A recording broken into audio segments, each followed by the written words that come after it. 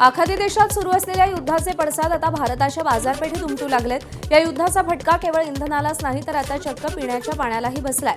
पाण्याची बॉटल बनवण्याचा कच्चा माल विदेशातून येतो आणि या युद्धामुळे येणारा कच्चा माल रखडल्यानं बाटलीबंद पाण्याच्या दरामध्ये मोठी वाढ झाली असून 20 रुपयांची पाणी बॉटल आता 30 ते 40 रुपयांच्या उंबरठ्यावर पोहोचली आहे। Bisleri, Kinley, Aquafina, Himalayan, Bailley, Tata copper water, Kingfisher, Nestle pure life यांसारख्या पॅकेज ड्रिंकिंग वॉटर ब्रँड्सला या युद्धाचा काही प्रमाणात फटका बसण्याची शक्यता वितरकांकडून वर्तवण्यात येते।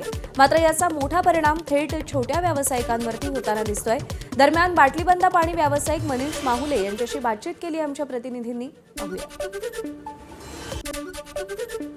आखाती देशामध्ये सुरू असलेल्या युद्धाचा फटका भंडाऱ्यातील लघु उद्योगांनाही कसा बसतोय याची माहिती जाणून घेण्याकरिता आपण भंडाऱ्याच्या या मिनरल वॉटर पॅकिंग सेंटरला आलेलो आहे। त्या बॉटलचं रॉ मटेरियल आता हवाई वाहतूक बंद असल्याने त्याचा परिणाम या व्यावसायिकांना भोगावा लागतो। मागील आठवड्याभरापर्यंत जे 90 रुपयामध्ये 12 बॉटल्सचं एक पॅकिंग ते विकायचं, आता याची किंमत दररोज वाढत आहे आणि याचा फटका सर्वसामान्य जे यांचे रिटेलर्स आहेत त्यांना सुद्धा बसतोय। प्लॅन्टचे सर्व आहेत, आपण त्यांना कसा युद्धाचा फटका बसतोय ते जाणून घेऊया। पूर्णपणे जे रेट वाढत आहे, ठीक आहे, जे रॉ मटेरियल आपल्याला येत होते त्याच्यामध्ये पूर्ण हाईक झालेली आहे। ठीक आहे, जे मटेरियल आम्हाला 110 120 रुपयात येत होते ते 185 रुपयापर्यंत गेलेले आहे। म्हणून आमचा जे प्रोडक्शन आहे 90 रुपयात जो विकत होता 1 लिटर तो आता 110 रुपये गेलेला आहे। म्हणजे कॅप आहे, लागणारी कॅप आहे, पॅकिंगचे मटेरियल प्लास्टिकवाले जे बाहेर देशातून येत होते ते पूर्ण हाईक झाल्यामुळे, म्हणजे युद्धामुळे हे पूर्ण हाईक झालेले आहेत। म्हणून आम्हाला हे रेट वाढवणं गरजेचं आहे। थेट युद्धाचा परिणाम या छोट्या व्यावसायिकांना सुद्धा बसल्याचं चित्र भंडाऱ्यात बघायला मिळत आहे। प्रशांत देसाई, एबीपी माझा, भंडारा। भंडारा जिल्ह्यातून आखाती देशात बासमती आणि रशिया, दक्षिण आफ्रिकेसह इतर देशांमध्ये नॉन बासमती तांदळाची मोठी निर्यात केली जाते। मात्र गेल्या 13 दिवसांपासून सुरू असलेल्या युद्धामुळे या व्यापाराला ब्रेक लागलाय। युद्धाच्या परिस्थितीमुळे समुद्री मार्ग बदलावा लागतो आणि याचा परिणाम म्हणून प्रति मेट्रिक टन $20 अतिरिक्त ट्रान्सपोर्टिंग चार्जेस मोजावे लागतात। दररोज होणाऱ्या 180 मेट्रिक टन निर्यातीवर आता सुमारे 30,60,000 रुपयांचा अतिरिक्त बोजा वाढलाय। या वाढलेल्या खर्चामुळे आणि निर्यातीतील अडथळ्यांमुळे व्यापाऱ्यांनी तांदळाची खरेदी कमी केली आहे आणि त्यामुळे शेतकऱ्यांकडून होणारी तांदूळ खरेदी सध्या ठप्प झाली आहे। जर हे युद्ध लांबलं तर भंडारा जिल्ह्यातील तांदूळ उत्पादक शेतकऱ्यांपुढे मोठं आर्थिक संकट उभं राहण्याची शक्यता आहे। नागपूर मार्गे मुंबई आणि तिथून जहाजाद्वारे होणारी ही निर्यात आता कधी पूर्वपदावर येते याकडेही सगळ्यांचं लक्ष लागलंय। दरम्यान या संदर्भात AR ॲग्रिकल्चर राईस प्रोडक्शन कंपनीच्या कर्मचाऱ्यांशी बातचीत केली आमच्या प्रतिनिधींनी। आखाती देशात सुरू असलेल्या युद्धाचा भंडाऱ्याच्या भात उत्पादक शेतकऱ्यांसह जी इंडस्ट्रीज आहेत, भंडाऱ्याची राईस इंडस्ट्रीज, याच्यावरही मोठा असर पडलेला आहे। सध्या आपल्यासोबत इंडस्ट्रीजचे चेअरपर्सन आहेत, आपण त्यांच्याकडनं जाणून घेऊया या युद्धाचा कसा फरक पडतोय त्यांच्यावर। भंडाराचा माल हे दक्षिण आफ्रिका आणि रशिया याकडे नॉन बासमतीचं प्रोडक्शन होते आणि त्याची आमची राईस मिल आहे। राईस इंडस्ट्रीचं नाव ARS ॲग्री इंडस्ट्रीज LLP आहे आणि दररोजचं प्रोडक्शन आमचा 180 मेट्रिक टन होता। पण आता सध्या डिमांड नसल्यामुळे आणि कंटेनरचे भाडे वाढल्यामुळे पूछपरख कमी आहे आणि धान्याची विक्री होत नाही, म्हणून प्रोडक्शन अर्धावर गेलेलं आहे। याचा इफेक्ट डायरेक्ट शेतकरीला पडत आहे आणि धानाचे भाव कमी झालेले आहे आणि तांदळाचे भावसुद्धा कमी झाले। माझ्या मिलातून दररोज 8 कंटेनरची पोझिशन होती। आम्हाला माहीत झालं आहे की एक्सपोर्टमध्ये कंटेनर प्राईस जे भाडे आहे त्यामध्ये 20% $20 प्रति मेट्रिक टन वाढ झालेली आहे आणि रूट चेंज झालेला आहे। यामुळे महागा झालेले आहे भाडे, त्यामुळे आमच्या प्रोडक्शनवर इफेक्ट पडलेला आहे आणि आमची धान खरेदीवरही इफेक्ट पडलेला आहे। निश्चितच ते या युद्धाचा धान खरेदीवर आणि धान उत्पादक शेतकऱ्यांवरही थेट परिणाम पडल्याचं चित्र भंडाऱ्यामध्ये आहे। प्रशांत देसाई, एबीपी माझा, भंडारा। दागिने घडवणाऱ्या कारागिरांना व्यावसायिक गॅस मिळणं बंद झाले आणि त्यामुळे सुवर्णनगरी म्हणून ओळख असलेल्या जळगावमध्ये दागिने घडवण्यामध्ये अडचणी निर्माण झाल्या. त्यामुळे दागिन्यांच्या मजुरीमध्ये देखील वाढ होण्याची शक्यता असून अशीच परिस्थिती राहिल्यास दागिने घडवणाऱ्या कारागिरांवर उपासमारीची वेळ येईल अशी भीती व्यक्त केली जाते. दागिने घडवणाऱ्या सुवर्णकारांशी बातचीत केली आमच्या प्रतिनिधींनी. पाहूया. जळगावच्या सुवर्णनगरीमधले काही कारागीर आहेत आपल्यासोबत, आपण त्यांच्यासोबत बातचीत करणार आहोत. तर दादा, काय सांगाल, काय परिस्थिती आहे?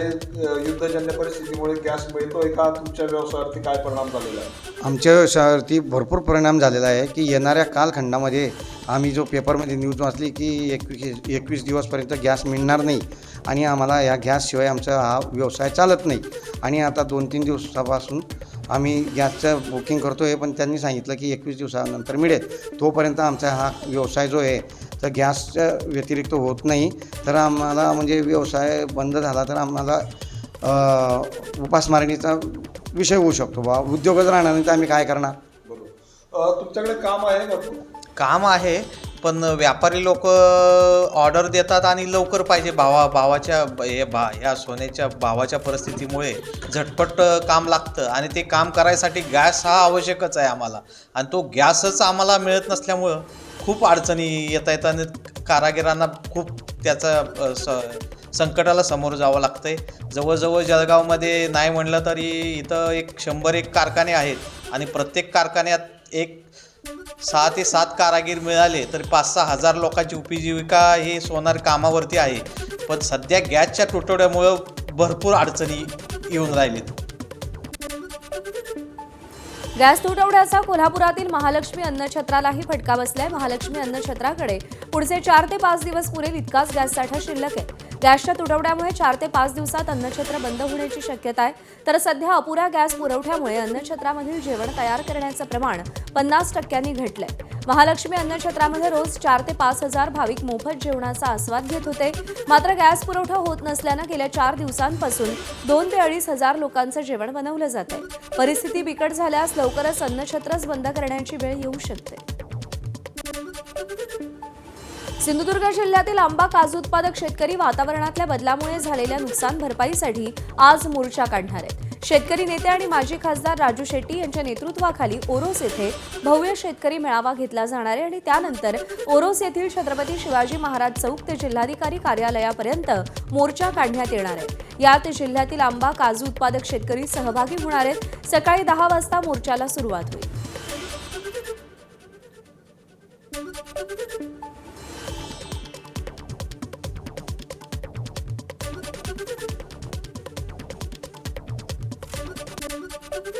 हापूस आंबा यावर्षी निर्यात होणं अशक्य आहे.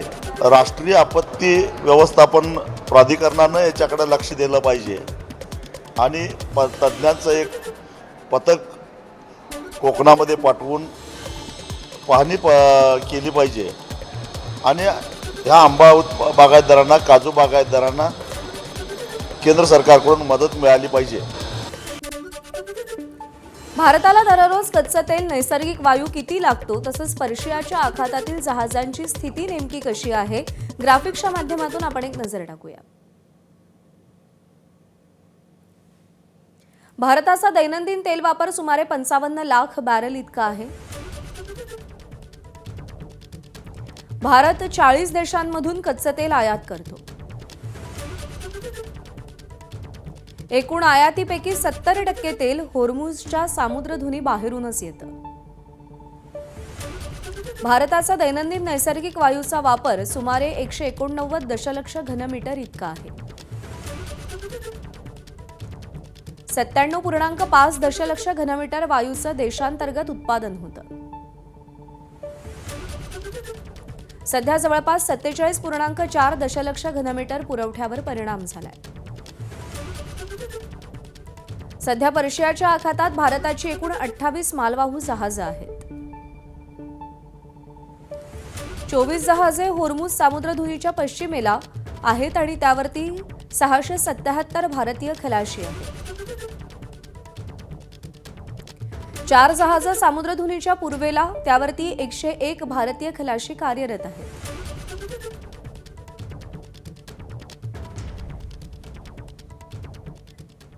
आणि इराण विरुद्धचं युद्ध लवकरच थांबवणार अमेरिकेचे राष्ट्राध्यक्ष डोनाल्ड ट्रम्प यांनी हे वक्तव्य केलंय.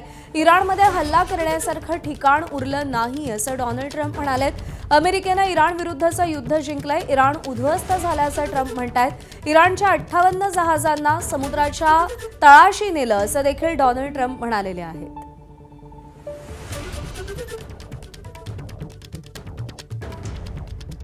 Pleased to report that earlier today, the International Energy Agency agreed to coordinate the release of a record 400 million barrels of oil from various national petroleum reserves around the world, which will substantially reduce the oil prices as we end this threat to America and this threat to the world. We don't want to leave early, do we?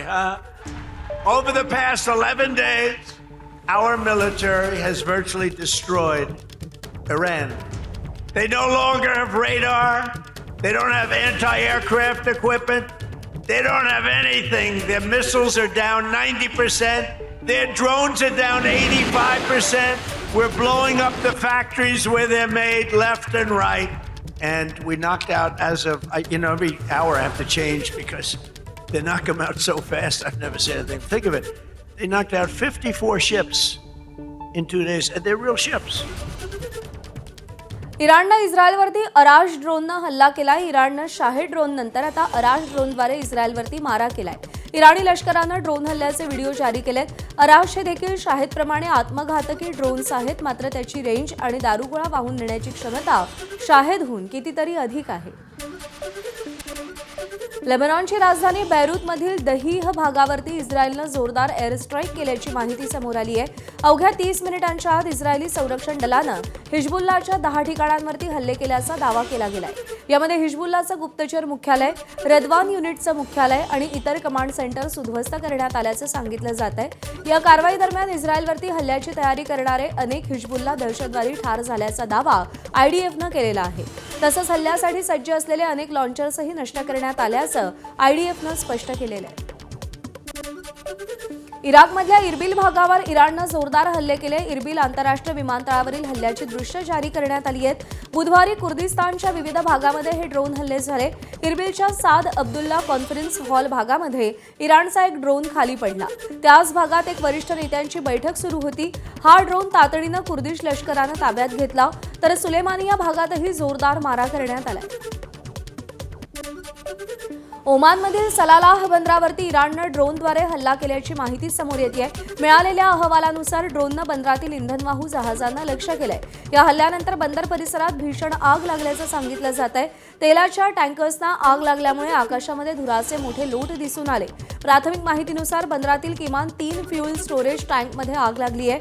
मात्र या हल्ल्यात कोणतीही जीवितहानी झाल्याची माहिती अद्याप समोर आलेली नाही. इराणकडून शेजारी देशांवरती सातत्यानं हल्ले होत आहेत. त्यात इराणनं रात्री उशिरा इराकच्या एका इंधनवाहू जहाजावर हल्ला केला. त्यावेळी हे जहाज समुद्रात होतं. इराणच्या या मिसाईल हल्ल्यानंतर जहाजानं पेट घेतला. उत्तर इस्रायलवरती हिजबुल्लानं हवाई हल्ला केला. हिजबुल्लानं इस्रायलवरती हायफा शहरावरती मारा केला.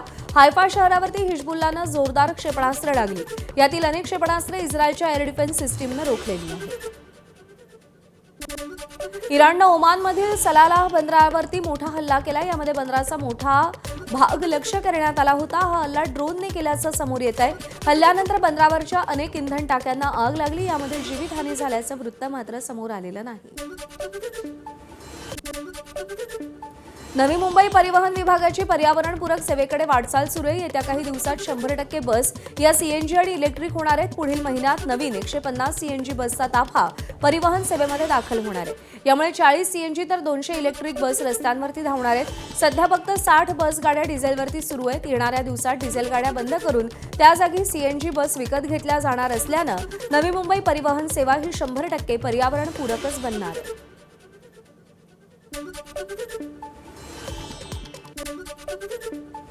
नवी मुंबई परिवहन सेवेची 100% पर्यावरणपूरक होण्याकडे वाटचाल सुरू झालेली आहे. कारण येत्या काही दिवसामध्ये 150 नवीन पर्यावरण या ठिकाणी सीएनजीच्या बस दाखल होणार आहेत. सर, काय म्हणाल, तुम्ही तर भेट दिलेली आहे परिवहन सेवेला, किती नवीन बस येणार आहेत, कशा पद्धतीने कामकाज सुरू आहे? आमचं क्लिअर एकच विजन आहे, पर्यावरणपूरक असे आम्ही बस सेवा करणार आहे. आजही आमच्याकडं ऑलरेडी इलेक्ट्रिक बस आहेत, पण ज्या काही डिझेल बसेस आहेत त्या देखील आम्ही टप्प्याटप्प्यात म्हणजे खूप लवकरच ते कमी करून 100% पर्यावरणपूरक ही सेवा नवी मुंबईला मिळेल. सर येत्या काही दिवसामध्ये 150 नवीन CNG बस येणार आहे. नक्कीच 150 CNG बस नवीन येत आहेत. त्यानंतर 200 बसेस परत येत आहेत. म्हणजे 350 ते 400 बसेस ह्या पर्यावरणपूरक म्हणजे या डिझेल नसणार आहेत. परिवहनचं अंदाजपत्रक तुम्ही सादर केलेलं आहे. काय नवीन योजना आखलेल्या आहेत? आजचं आम्ही पूर्णपणे जमा खर्चाचं हे केलेलं आहे. जास्तीत जास्त परिवहन सेवा सक्षम करण्यासाठी जे नॉन फेअर बॉक्स रेव्हेन्यू जे आहेत ते जनरेट करण्यासाठी आम्ही जास्तीत जास्त प्रयत्नशील राहू असं माझं हे आहे. कारण की एकमेव परिवहन आहे की ज्याच्यात पोटेन्शियल आहे की ना नफा ना तोटा किंवा किमान फायद्यामध्ये येण्याचं मला असं वाटतं. त्यामुळे लवकरात लवकर सर्व समिती सदस्य आणि सर्वांच्या मदतीने आपण हे अचिव्हमेंट लवकरात लवकर करू. सोलर काही वाढवणार आपण?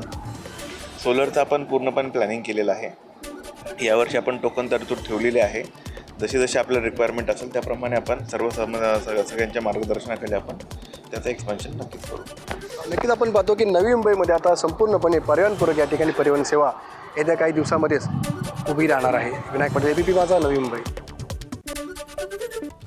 युद्धामुळे LPG गॅसचा तुटवडा निर्माण झाला आणि त्यामुळे कमर्शियल गॅसचा पुरवठा अनेक ठिकाणी बंद करण्यात आलाय आणि त्यामुळे हॉटेल व्यावसायिक पर्याय म्हणून इलेक्ट्रिक शेगडी आणि इंडक्शन घेण्याकडे वळत आहेत. पुण्यातील मंडई परिसरातील इलेक्ट्रिक वस्तूंच्या दुकानांमध्ये इंडक्शन खरेदीसाठी मोठी गर्दी पाहायला मिळते. मात्र वाढत्या मागणीमुळे अनेक दुकानांमध्ये इंडक्शन स्टोव्ह उपलब्ध नसल्याची स्थिती आहे. तर काही ठिकाणी इंडक्शन मशीनचा तुटवडा निर्माण झाला असून मागणी वाढल्यानं त्यांच्या किमतींमध्येही वाढ झाल्याचं दिसून येत आहे. याचा आढावा घेतलाय मिकी घई यांनी.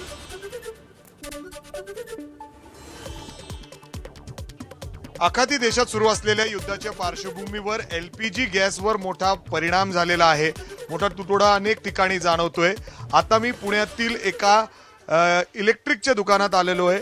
अर्थात गॅस नसल्यामुळं बरेच लोक इलेक्ट्रिक शिगड्यांवर अशा पद्धतीने शिफ्ट होताना दिसत आहेत. या ठिकाणी जर आपण बघितलं तर इंडक्शन घेण्यासाठी गर्दी होतीये.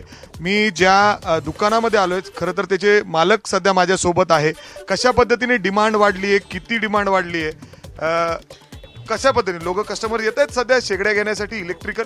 हो, भरपूर लोक येतात. ते भरपूर डिमांड वाढलेली आहे. पहिल्यापेक्षा आता तुम्ही असं म्हटलं तर कमीत कमी 100% डिमांड वाढलेली, 100 ते 200% लोक वाढलेले आहेत. सुरुवातीला किती लोक मागायची आणि आता किती लोक मागतायत दररोज? सुरुवातीला कसे 4-5 कस्टमर यायचे, आता नाही म्हणलं तरी 50-60 सकाळपासून कस्टमर आणि इन्क्वायरी आलेली आहेत. म्हणजे अर्थात तुम्ही आल्यानंतर सांगितलं की शॉर्टेज सुद्धा आहे. कंपन्या म्हणजे इंडक्शन तुम्ही दाखवताय? हो, शॉर्टेज पण आहे. इंडक्शनची शॉर्टेज खूप वाढलेली आहे. इन्फ्राची पण डिमांड वाढली, इंडक्शनची पण डिमांड वाढलेली आहे आणि शॉर्टेज भरपूर आहे. आता नाही म्हटलं तरी ऑर्डर आपल्याकडे खूप पडलेली आहे, पण माल येत नाही. माल नाही. अर्थात जर आपण बघितलं तर इंडक्शन घेण्यासाठी काही महिला इथं आहेत. ताई, तुम्ही कशासाठी आलात इथं? आम्ही आमची मेस आहे टिफिनची, तर टिफिनसाठी आम्ही आलोय हे घ्यायला. गॅस म्हणजे गॅस मिळत नाहीये का तुम्हाला? नाही भेटत आहे. ऑनलाईन पण नाही, नाहीच म्हणतायत. ब्लॅकनी नाही, ऑनलाईन नाही. ब्लॅकने विकलं जाते? हो, विकलं जाते, पण आम्हाला भेटत नाहीये. कॅमेरामॅन अमोल गवाळेसह मी मिकी घई, ABP माझा, पुणे. एखाद्या निवडणुकीत मतचोरीचा आरोप झाला, बोगस मतदानाचा आरोप झाला तर राजकीय पक्षांच्या निवडणुकीत असे आरोप प्रत्यारोप होत असतात असं तुम्ही म्हणणार. मात्र ज्यांच्या लेखणीनं समाजाला वैचारिक दिशा मिळणं अपेक्षित असतं, समाज ज्यांच्याकडे अपेक्षेने पाहतो, अशा साहित्यिकांच्या निवडणुकीत मतचोरी आणि बोगस मतदानाचे आरोप होत असेल तर अनेक प्रश्न निर्माण होतात. विदर्भ साहित्य संघाच्या अध्यक्ष आणि कार्यकारिणीच्या सदस्यांच्या निवडीसाठी तब्बल 25 वर्षांच्या कालखंडानंतर होत असलेल्या निवडणुकीमध्ये वोट चोरी होत असल्याचा पात्र मतदाराच्या नावानं कुणीतरी भलत्याच माणसानं बोगस मतदान केल्याचा आरोप होतोय. साहित्य संघ वाचवा पॅनलचे उमेदवार श्रीपाद भालचंद्र जोशी आणि राष्ट्रसंत श्री तुकडोजी महाराज पॅनलचे उमेदवार रवींद्र शोभणे यांनी हे आरोप केले.